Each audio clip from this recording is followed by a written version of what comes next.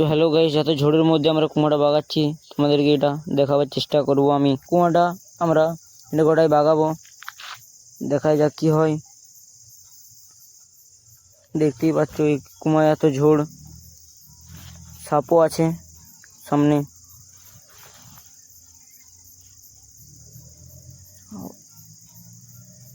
এই যে দেখো বাগানো স্টার্ট করে দিয়েছি আমরা, আমাদের একজন নেমে গেছে পিছে,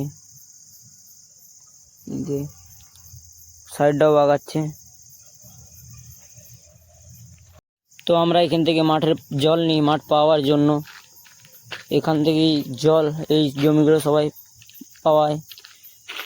এই যে সাইডটা দেখতে পাচ্ছ, সাইডটা তো জল আছে, মাছও আছে সাইডটাতে। এই যে দেখতেই পাচ্ছ গোটায় একজন নেমেছে সাইড দিকেও তুলছে। সেটা ভারী বটে, এগুলো জলের ভিতরে ছিল, সাপ থাকতেও পারে। বুঝতেই পারছো কত কষ্ট করে বাগাচ্ছে এটা, তো মাঠে জল নিতে হবে কিছু। তো এটা আমরা বাগাচ্ছি সবাই মিলে, এখানে আমরা 3জন আছি, আমি আর একজন। এই দেখতে পাচ্ছ ধান কাটার টাইম, সাপ খুব